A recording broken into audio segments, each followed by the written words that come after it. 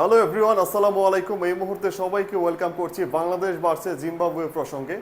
সিলেট আন্তর্জাতিক ক্রিকেট স্টেডিয়ামে আজকে সকাল 9 ঘটিকার সময় বাংলাদেশ প্রথমে টসে জয়লাভ করে ব্যাটিং করার সাহসী সিদ্ধান্ত গ্রহণ করে এবং জিম্বাবুয়ে ক্রিকেট দলকে তারা ফিল্ডিং করার আমন্ত্রণ জানায়।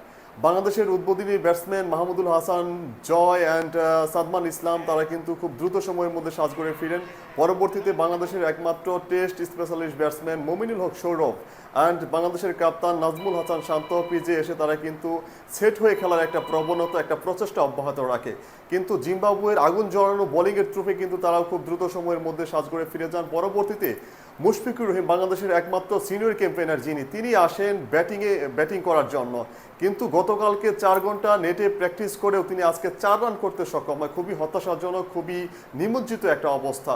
পরবর্তীতে আমরা যাকে সাকিব আল হাসানের যোগ্য উত্তরসূরি মনে করি, মেহেদী হাসান মিরাজ, তিনি এসেছিলেন ব্যাটিং করার জন্য, তিনি কিন্তু ফ্লপ হয়ে কিন্তু ফিরে যান সাজগড়ে।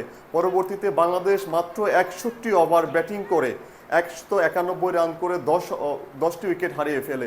জিম্বাবুয়ে ক্রিকেট দলের আগুন জ্বালানি বোলিং নিঃসন্দেহে জিম্বাবুয়ে ক্রিকেট টিমকে উজ্জীবিত করছে। জিম্বাবুয়ে ক্রিকেট টিম একসময়ে যারা ওয়ার্ল্ড কাপ ক্রিকেটে চান্স পাচ্ছে না, যারা টেস্ট চ্যাম্পিয়নশিপে চান্স পাচ্ছে না, বিভিন্ন দলের সাথে, ওগান্ডার মতো দলের সাথে যারা প্রতিদ্বন্দ্বিতা করেও কিন্তু নিজেদেরকে মেলে ধরতে পারছে না, ঠিক এমন একটা দলকে আমন্ত্রণ জানিয়ে বাংলাদেশ ক্রিকেটের যে আজকে কলঙ্কিত একটা অধ্যায় রচনা করলো, নিঃসন্দেহে বাংলাদেশি ক্রিকেট ফ্যানরা কিন্তু হতাশাগ্রস্ত।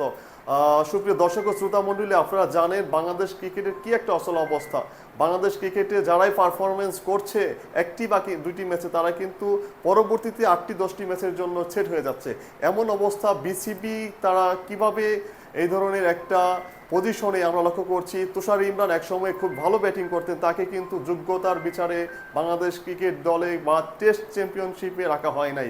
কিংবা এনামুল হক বিজয়, যিনি আজকে লক্ষ্য করলাম 50টার মতো প্রথম ক্লাসের সেঞ্চুরি করে তিনি কিন্তু বাংলাদেশ ক্রিকেটের কোনো সেক্টরে স্থান পাচ্ছে না। খুবই হতাশাজনক অবস্থা। সুপ্রিয় দর্শক ও শ্রোতা মণ্ডলী, আজকে বাংলাদেশ টেলিভিশনে আমরা লক্ষ্য করলাম বিটিভি এবং বিসিবির মধ্যে একটা দুর্দান্ত সামঞ্জস্য। আমরা বিটিভি যুগে যেমনটা দেখেছি বাংলাদেশ যে ধরনের ব্যাটিং করেছে, আজকে কিন্তু ঠিক একই ধরনের ব্যাটিং করলেন।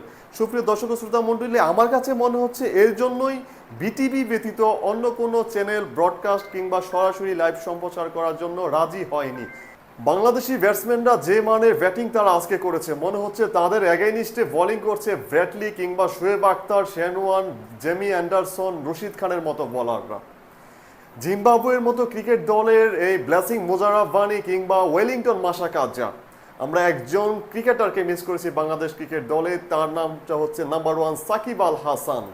তিনি কিন্তু একজন এক্সপেরিয়েন্স ক্রিকেটার, তিনি অন্তর্ভুক্তি মানে বাংলাদেশ দলটা 12 জনের একটা দল হয়ে যায়। সুপ্রিয় দর্শক ও শ্রোতা মণ্ডলী, সাকিব আল হাসান, আব্দুর রাজ্জাক, তারা যে মানের বোলিংটা করতেন, এক সময় বাংলাদেশ ক্রিকেট দলে বাহাতি স্পিনারের ছড়াছড়ি ছিল, কিন্তু আজকে তারা ওয়েলিংটন মাসাকাদজাকে খেলতে কিন্তু হিমশিম খাচ্ছে। বাংলাদেশ জাতীয় ক্রিকেট দল টেস্ট স্ট্যাটাস পাওয়ার পর যে মানের ব্যাটিং তারা করেছে, যে মানের ক্রিকেট তারা খেলেছে, 2025 সালে এসেও কিন্তু আমরা একই ধরনের একই মানের ক্রিকেট লক্ষ্য করছি, যেটা আধুনিক ক্রিকেটে কোনোভাবেই সামঞ্জস্যপূর্ণ নয়।